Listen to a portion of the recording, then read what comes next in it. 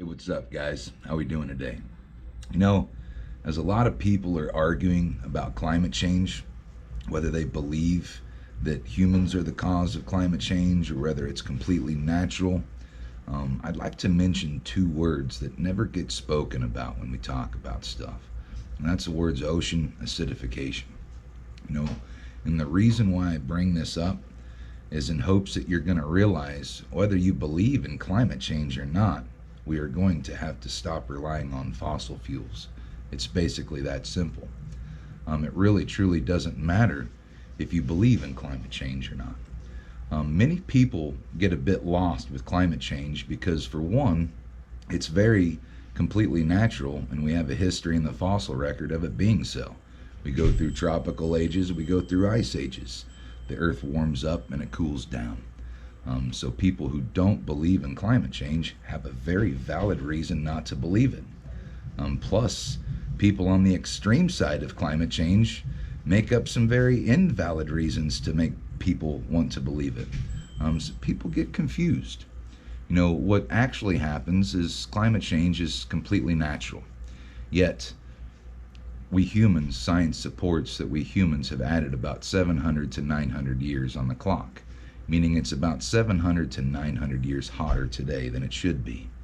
Well, the reason why I want to talk about ocean acidification is because ocean acidification is our fault. It is directly because of humans. You know, human beings, we use something called fossil fuels, right? Now, fossil fuels create carbon dioxide. If you know anything about chemistry, when carbon dioxide is dissolved and goes into our water, it becomes carbonic acid. Now, carbonic acid actually competes molecularly with calcium carbonate.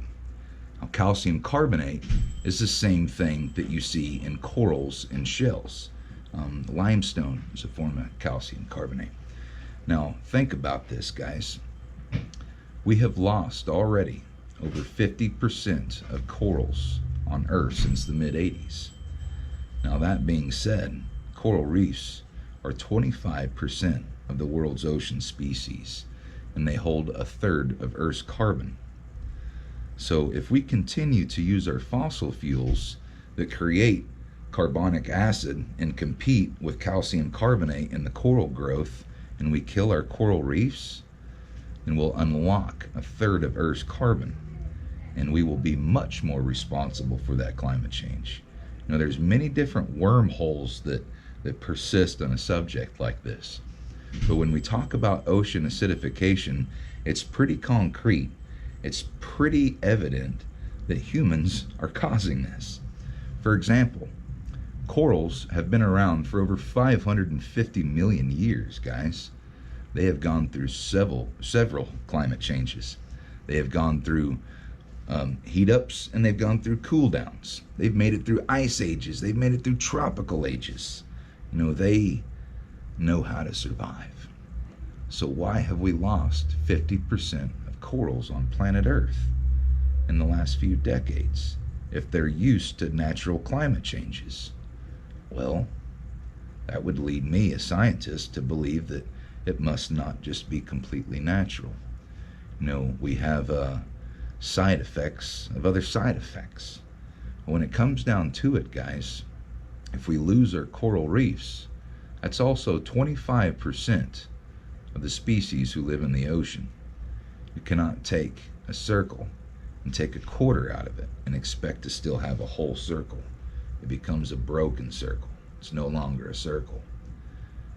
If you want to eat tuna, for example, tuna has to have breakfast, lunch, and dinner. That comes from the reef, either first-hand or second-hand. So literally, guys, you save the reef, you save the food. You save the food, and you keep that idea of peace alive. So there's three good reasons. You know, when it comes down to it, save the reef just isn't good enough, right? People need to understand, you save the corals and you save yourselves.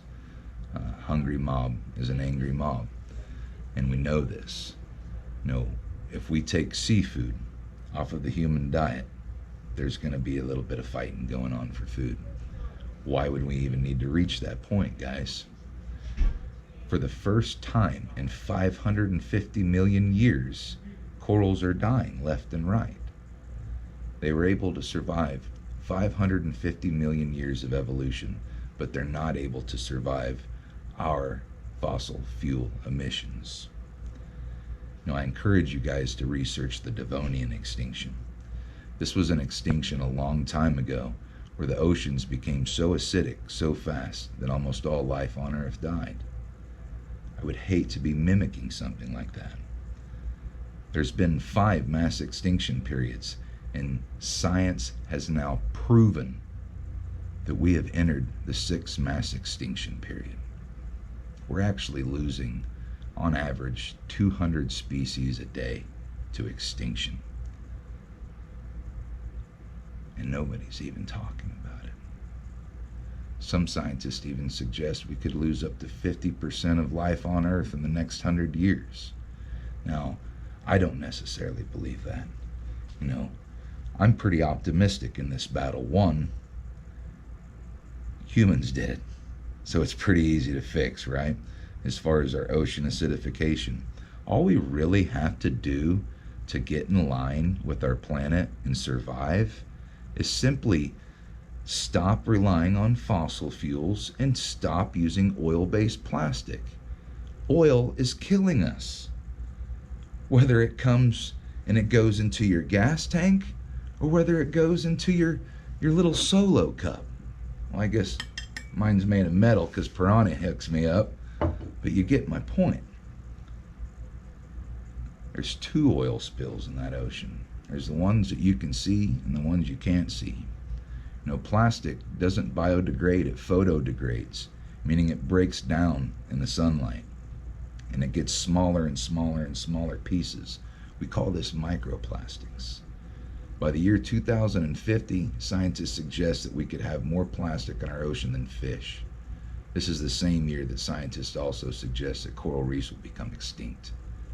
But right now, right here on this day, there's actually an 8-to-1 ratio of microplastics versus plankton in our ocean.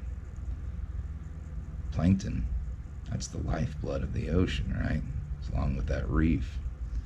Plankton and the other aquatic vegetation in the ocean produce 70% of the oxygen that we need to breathe.